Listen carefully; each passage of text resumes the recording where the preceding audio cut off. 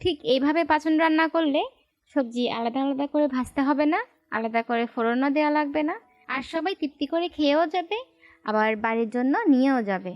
চলুন আজকে বানাবো প্রায় 40টার মতো আইটেম দিয়ে বাঙালি ইমোশন পাচন। Hello everyone, welcome back to my channel Ishana's kitchen. আমার মতো আপনাদের সবজি যদি এরকম অল্প অল্প কাটা থাকে তাহলে সবজি গোটাই দিয়ে নেবেন। সবজি কাটার পর ধোয়া মোটেও উচিত না, এতে ভিটামিন সব জলে চলে যায়। যেসব সবজি খেলে গা চুলকায় বা কাটার পরে কষ বের হয়, যেমন কলা, কচু, আলেয়া, এই সবজিগুলো 2 মিনিটের জন্য গরম জলে ফুটিয়ে নিচ্ছি। সামান্য নুন আর হলুদ দিয়েছি, এতে কষটা চলে যাবে আর তরকারি কালো হবে না। প্রথমেই সর্ষের তেল দিয়ে পাঁচফোড়ন দেব 1 টেবিল চামচ, আর হাফ চা চামচ শাহি জিরে, আরও দেব শুকনো মরিচ আর তেজপাতা। সব একসাথে মিনিট খানেক ভেজে নিয়েছি। তারপর সেদ্ধ করে রাখা সবজিগুলো দিয়ে দিলাম। সব রকমের শক্ত সবজি যেগুলো সেদ্ধ হতে বেশি সময় লাগে সেই সব সবজি আগে 5 মিনিটের মতো ভেজে নেব। আমাদের এখানে স্পেশালি পাচনের জন্য আলাদা আলাদা প্যাকেট পাওয়া যায়, যেখানে সব রকমের সবজি শাক অল্প অল্প করে দেয়া থাকে। অসংখ্য সবজি যেগুলোর আমি আসলে নাম বলে শেষ করতে পারবো না। তবে সাজনা, তারা, কাঠবাইশ, কাঁঠাল আর মিষ্টি কুমড়ো এগুলো হচ্ছে মেইন। এগুলো পাচনের বডি হিসেবে কাজ করবে। এরপর দেব মিষ্টি কুমড়ো, পটল জাতীয় সবজিগুলো। এসব দিয়ে মিনিট 5 ভেজে নিচ্ছি।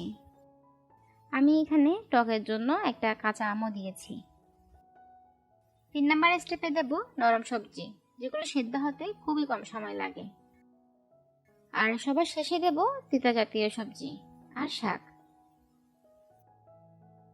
চুলার আঁচটা প্রথম দিকে হাই ফ্লেমে রাখবো, এরপর মিডিয়াম আঁচ করে দেব। এবার আদা দিচ্ছি 2 টেবিল চামচ, লবণ 2 টেবিল চামচ,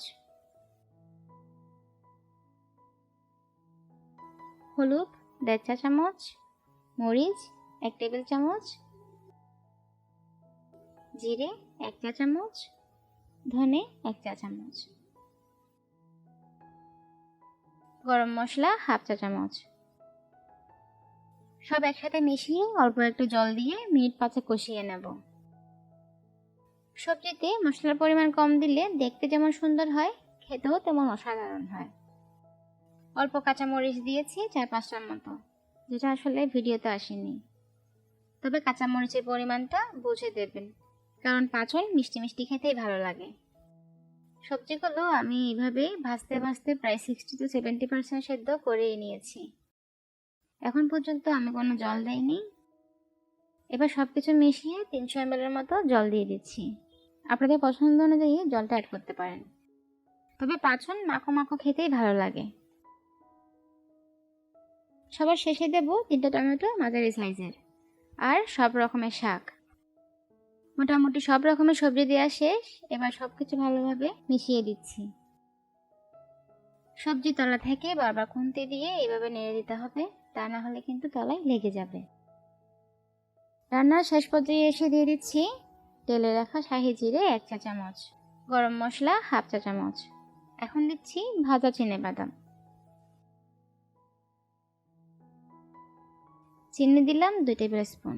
চিনিটা অপশনাল, তবে দিলে খেতে ভালো লাগে। ঘি দেব 2 টেবিল চামচ, আর দিচ্ছি সয়াবিন। এবার সব একসাথে মিশিয়ে ঢাকা দিয়ে আরো 10 মিনিটের মতো রান্না করব। আর এই মুহূর্তে চুলার জালটা একদমই অল্প রাখবো, এতে সবজি ভালো মজে যাবে। আর এই পাচন খেলে নাকি শরীরে প্রচুর রক্ত হয়, কথাটা মিথ্যে না কিন্তু।